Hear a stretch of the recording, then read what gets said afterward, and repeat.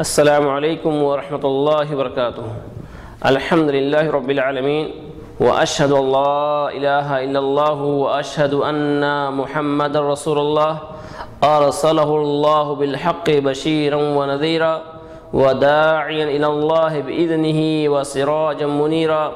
فصلوات اللہ وسلامہ علیہ وعلی آلہ الطیبین والطاہرین وعلی اصحابہ والتابعین ومن تبعهم بإحسان إلى يوم الدين اما بعد۔ معزز ناظرین اکرام، المکتب التعاونی للدعوۃ والارشاد وتوعیۃ الجالیات بمحافظۃ عنجوہ کے زیر اہتمام یہ دینی مجلس منعقد کی گئی ہے۔ آج کے اس درس میں عقیقہ کے مسائل کے تعلق سے کچھ باتیں پیش کروں گا۔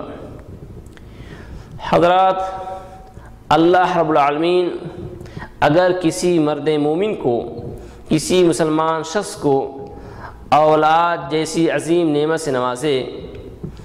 تو اس موقع پر اس مسلمان مرد کو کیا کرنا چاہیے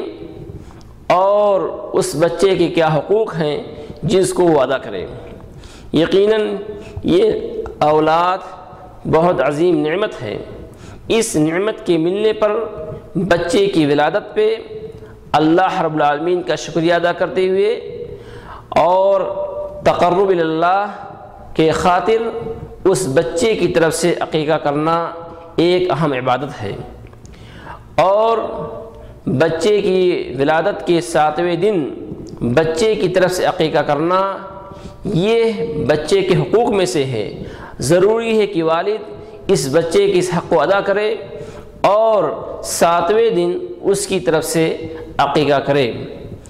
عقیقہ اللہ رب العالمین کی طرف سے یہ اسلام کے شعائر میں سے ہے، اس لیے بچے کی ولادت پر عقیقہ ہر مرد مومن کو کرنا چاہیے، اور اس کے بہت سارے فوائد بھی ہیں۔ اس لیے جب کسی کے ہاں بچہ پیدا ہو تو ایسی صورت میں اس شخص کو چاہیے کہ اپنے بچے کا عقیقہ کرے۔ اس کے تعلق سے بہت ساری حدیثیں وارد ہیں، موجود ہیں۔ انہی میں سے پہلی حدیث یہ ہے، حدیث کے راوی سمرہ بن جندب فرماتے ہیں کہ اللہ کے نبی صلی اللہ علیہ وسلم نے ارشاد فرمایا، کل غلام رہینۃ بعقیقتہ تذبح عنہ یوم السابع ویحلق راسہ، ہر لڑکا اپنے عقیقے کے ساتھ گروی ہے، اس کی طرف سے 7ویں دن ذبح کیا جائے اور اس کا سر موڑا جائے۔ گروی کا مطلب یہ ہے کہ اگر اس کی طرف سے عقیقہ نہ کیا جائے تو وہ قیامت والے دن سفارش نہیں کرے گا، جیسا کہ اس تحفۃ الاحوذی میں یہ بات موجود ہے۔ اس سے معلوم یہ ہوا کہ اگر ایک باپ اپنے بچے کی طرف سے عقیقہ نہیں کرے گا تو قیامت کے دن وہ بچہ اپنے باپ کے حق میں شفاعت نہیں کرے گا۔ اس لیے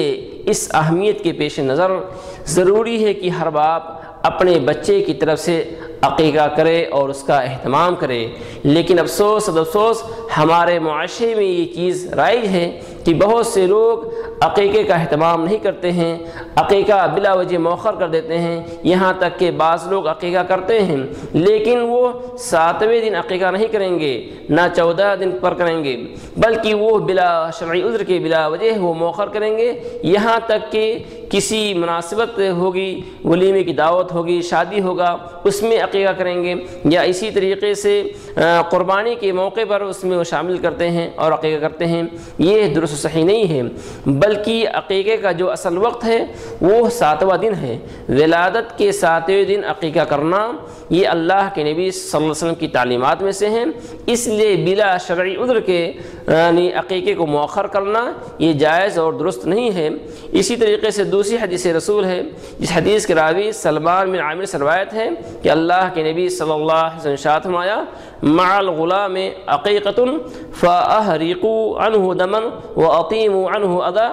کہ اسی طریقے سے بتلایا گیا کہ غلام مرہون ہے عقیقے کے ساتھ، یعنی عقیقے کے ساتھ عقیقہ کیا جائے، ہر لڑکے کے ساتھ عقیقہ ہے، پس اس کی طرف سے خون بہاؤ